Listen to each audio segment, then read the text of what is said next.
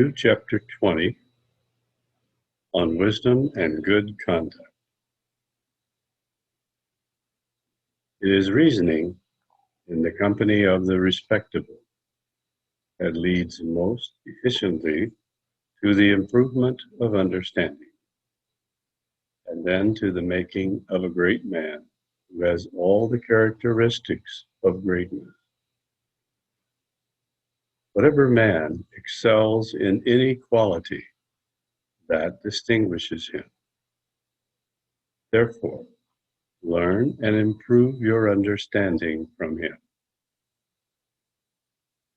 True greatness consists in quietness and other virtues. Without a knowledge of this, it is impossible for one to be successful in anything. Learning produces quiet and other qualities and increases the virtues of good people. All this is praised because their good effects on the mind, just like the rain is praised for growing new sprouts. The qualities of quietude and other virtues serve to increase the best knowledge, just like a sacrifice with rice serves to produce blissful rains for the harvest. As learning produces the qualities of quiet and the like, so do these qualities give rise to learning. Thus, they serve to grow each other, just as lake and lotuses contribute to their mutual benefit. Learning is produced by right conduct, as good conduct results from learning. Thus, wisdom and morality are natural helps to one another.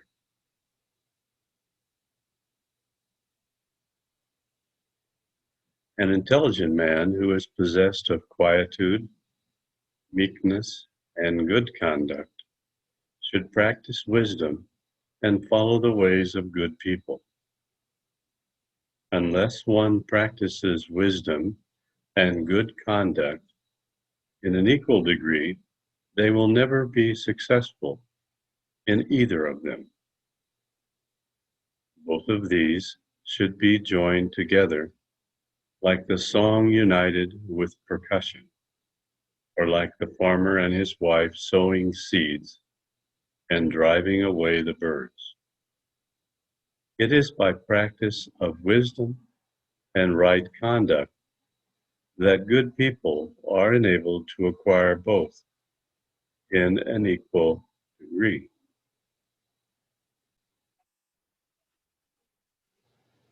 I have already expounded to you, O Brahman, the rule of good conduct. Now I will explain to you fully the ways of gaining learning. Learning leads to fame, long life, and the acquisition of the object of your exertion. Therefore, the intelligent should learn the good sciences from those who have studied and mastered them. By hearing these lectures with clear understanding, you will surely attain the state of perfection, just like dirty water is purified by infusion of kata fruit.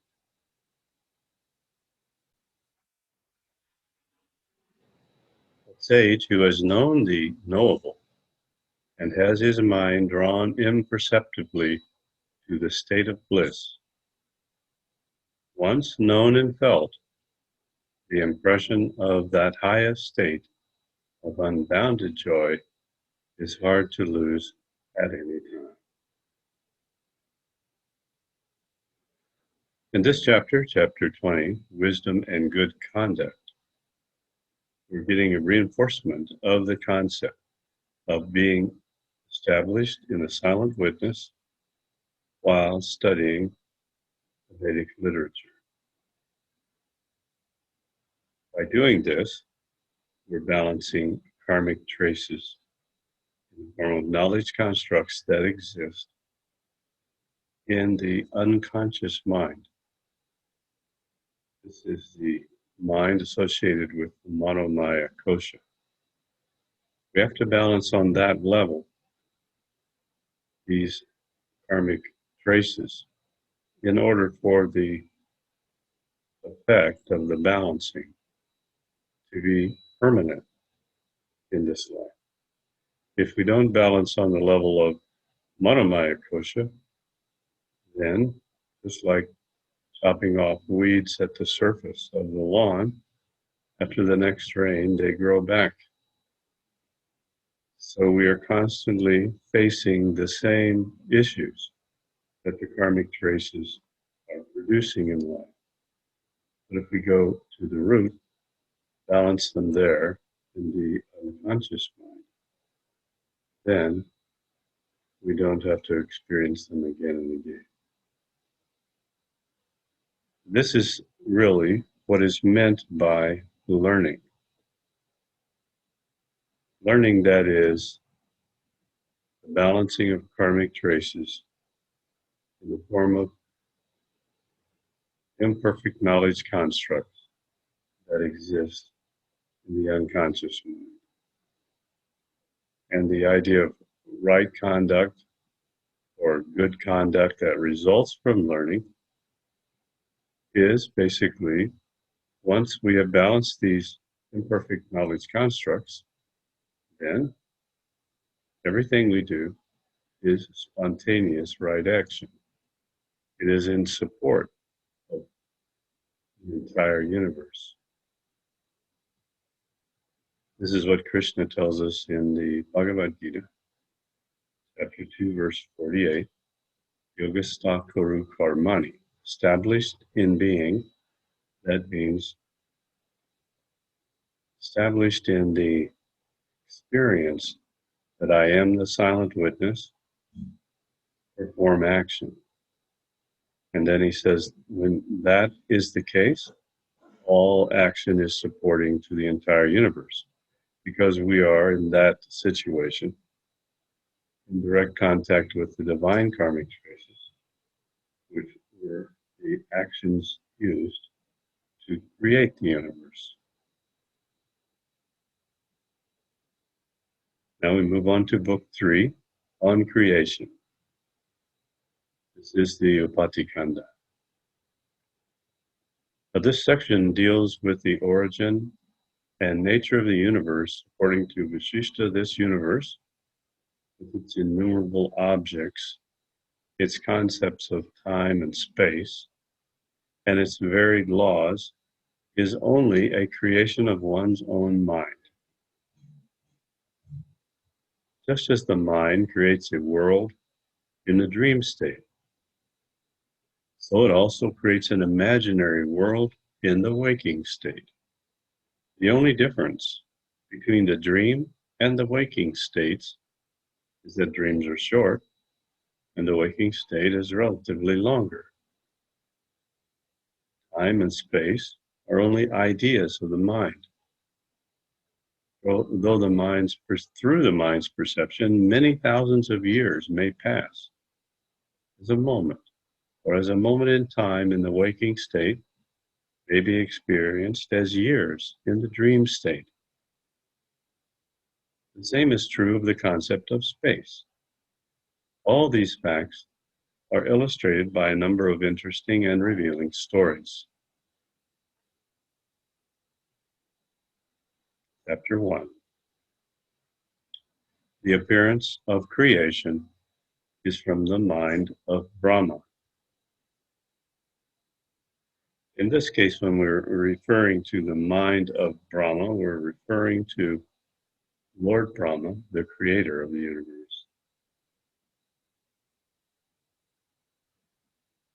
It is through both words and light, that is, words of the scripture and lights of nature and reason, that the knower of the great God perceives the spirit of Brahma appearing within himself like in a dream. He also knows him as such who understands him in the holy text. What is this? That is so.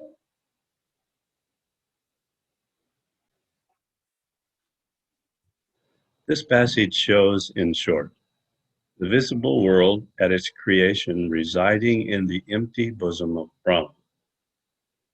What this creation is, from where it arises, and how it becomes extinct in the end are now to be known in detail. O intelligent Ram, now hear me expound to you all the things according to my best knowledge and agreeably to their nature and substance in the order of creation. One conscious of himself as a spiritual and intelligent being views the passing world as a dream. This dream simile of the passing world applies equally to our knowledge of ego and non-ego. After the book describing the conduct of the seekers of liberation, Mumukshu via Vyahara, follows the book of evolution, Upapi, creation, which I am now going to propound to you. Bondage consists in our belief in the reality of the visible world. So our release depends on the negation of phenomena that are apparent to the senses.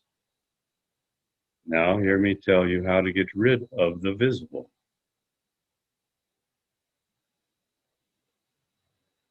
Whoever is born in this world continues to progress until at last he obtains his final liberation, his ultimate perfection, or rises to heaven or falls into hell. Therefore, I shall expound for your understanding everything related to the production and continuance of things and their prior states as they were. Now hear me, Ram, give you a brief abstract of this book. Later, I will expand upon it so that you may know more of how creation is produced. Know that all that appears, either as living or inert in this world, are like appearances in a dream in the state of sound sleep, which becomes extinct at the end of an epoch, kalpa. Then there remains a nameless and undeveloped something in a state of deep, dark, and dank abyss without any light or thick spread nebulae over it. The wise give this great self-existence the titles of reality, Rita, self, Atma, supreme, Param, immense, Brahma, truth, Satyam, and so forth, as common expressions to refer to the great spirit, Mahatman. Then this same spirit shows itself in another form called the individual soul, Jivatma, and comes afterwards to be understood in the limited sense of life. This inert living principle, Jiva, becomes just like the word suggests, the moving spirit, which afterwards, with its power of thinking, becomes the mind and finally the embodied soul. Thus, the mind is produced and changed from the quiescent nature of the great Supreme Spirit to a state of restlessness, just like a surge heaving itself in the ocean. The mind soon evolves as a self-willing power that exercises its desires at all times. and through which this extensive magic scene of the world is displayed for our view. This scene is figured as Virajamurti, or the manifestation of desires from the will of divine mind. In the Indian genealogy of gods, it is respected as the offspring of Brahma. As the word golden bracelet signifies nothing other than a bracelet made of gold, so the meaning of the word world is not different from its source, the divine will. Again, as the word gold bears the idea of the substance of which the bracelet is made, so the word Brahma conveys the meaning of the immensity which contains the world. But the word world contains no idea of Brahma, and neither does bracelet convey the idea of gold. The substance contains the form, just as a stone does the statue, but the form does not contain the substance. The unreality of the world appears as a reality, just as the heat of the sun presents an unreal mirage in the moving sands of the desert, as real waves of the sea. It is this fantasy which the learned in all things describe as ignorance, avidya, nature, sanskriti, bondage, bandha, illusion, maya, error, moha, and darkness, tamas. Now hear me relate to you, O moon-faced Ram, about the nature of this bondage, whereby you will be able to know the mode and manner of our liberation from it. The intimate relation between the spectator and the spectacle is called his bondage, because the spectator's mind is tightly bound to the object of his sight. Therefore, the absence of visible objects from the mirror of the mind is the only way to his liberation. Knowledge of the world, which is thinking that individual existence is different from others, is said to be a false view of the soul. There can be no liberation as long as one labors under the blunder of the knowledge of separation. To say that the soul is not this and not that is an endless false dispute over words. Discrimination between alternatives only serves to increase the ardor for objects. Truth is not obtainable by philosophers shopping logic or by pilgrimage or ceremonial acts or any more than believing in the reality of the material world. It is hard to avoid the sight of the phenomenal world and to repress one's ardor for it. But it is certain that phenomena cannot lead us to reality, and that the real cannot mislead us to unreality.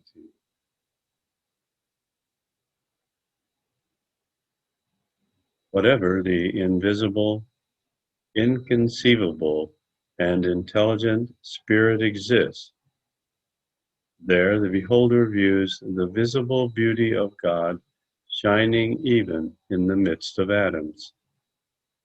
The phenomenal world has its rise from him, yet ignorant people who depart from him to the adoration of others resemble fools who forsake rice to feed upon gruel. Although this visible world is apparent to sight, yet, O Ram, it is only a shadow of that being who resides alike in the smallest atom and in the spirit of the mind, who receives the image of the largest as well as the minutest things. The spirit is reflected in everything, like a figure in the mirror, and it shines equally in rocks and seas, and in the land and water, as it does in the mirror of the mind. The visible world is the scene of constant sorrows, birth, decay, and death. By turns, the states of waking, dreaming, and sound sleep present the gross, subtle, and impermanent forms of things for our delusion. Here I sit in a meditative mood, having wiped the impressions of phenomena from my mind. But my meditation is disturbed by the recurrence of my memories of phenomena. This is the cause of the endless reincarnations of the soul.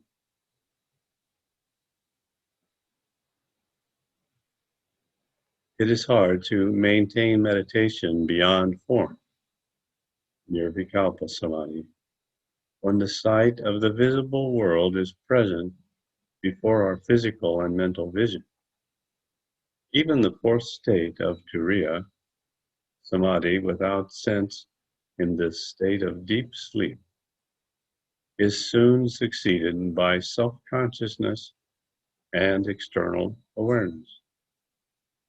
On rising from this state of deep meditation, one finds himself as if roused from sound sleep and again sees the world full of all its sorrows and imperfections opening wide before him. Then, O Ram, what is the good of this transient bliss which one attains by temporary meditation, when he again becomes subject to his sense of the sufferings of the world like a veil of tears? But if one can attain a state of unalterable separation of his thoughts from all worldly objects, as he has in his state of deep sleep, then he is said to have reached the highest level of holiness on earth.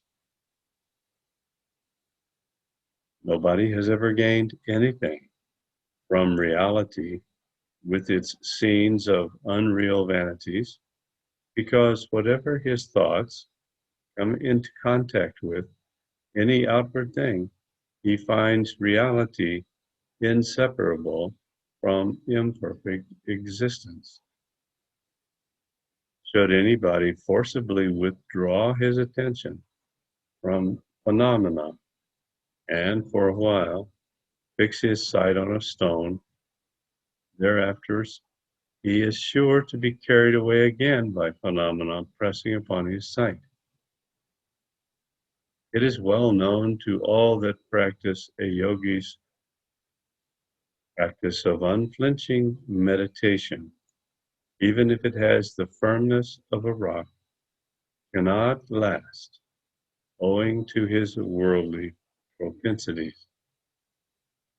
Even steady meditation that is attained, the fixedness of a rock, cannot advance one step toward the attainment of that tranquility which has no limit. Thus, the sight of phenomena being altogether unavoidable, it is a foolish to think that phenomena can be suppressed by practicing prayers, austerities, and similar kind acts of tapas. The idea of the phenomena is as inherent in the mind of the spectator of the visible world as the seeds of the lotus flower are contained in its inner cells. The idea of the phenomenal world lies hidden in the minds of the spectator of the outer world, just like flavor and moisture are in fruit, oil is in sesame seeds, and sweet scent is innate in flowers. Just like the fragrance of camphor and the smells of other substances are inherent in their nature, so the reflection of the visible world relies in the bosom of the intellect. As your dreams and desires rise and subside of themselves under the functioning of your intellect, so the idea of a thing always reoccurs to your mind from your original idea of that thing, which has been impressed onto your mind, the seed of all that is visible. The mental appearance of the visible world eludes its beholder in the same way a fantasy appearance of a ghost or hobgoblin misleads a child. The notion of the visible world gradually expands itself like a seed that germinates in time, sprouts and spreads itself afterward in the form of a plant. As seeds and other minute life forms contained within the bosoms of fruit and the embryo of animals expand themselves to become wonderfully beautiful forms, so does the seed of this world, lying hidden in the divine mind, unfold itself into the wonderful forms of visible phenomena in nature. This gives us another perspective of literally the same thing, the concept that in order to gain liberation, freedom, enlightenment, we have to detach from, transcend, and exist from a level of consciousness that is beyond the visible world. And that is the level of the silent witness. By connecting with the silent witness, becoming the silent witness, and witnessing the physical world, the world of illusion that is created in the mind of the creator, and we observe this as the body goes about its activities using the absolute sense, pratibhadarshasa, then we can observe and not be attached to and part of the illusory world. It appears to us just like a dream in our own mind. We are literally observing a lucid dream as we are established in the silent witness. And we know that this dream is in our own mind. It's not a dream that is in someone else's mind. We are the creator of this universe from this perspective. Now, at first, when we connect with the silent witness, it doesn't give us that clear experience that this dream of the world, the activity of the body, and all of the things going on around are in a dream in my own mind. We see it as a dreamlike existence.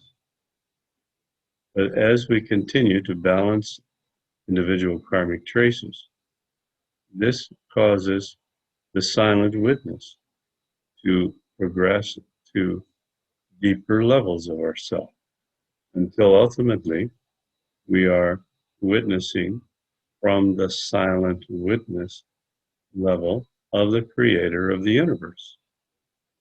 And from that level, then, it's clear There's only one being here, and that is the dreamer, the creator of the universe. All other beings are dream creatures.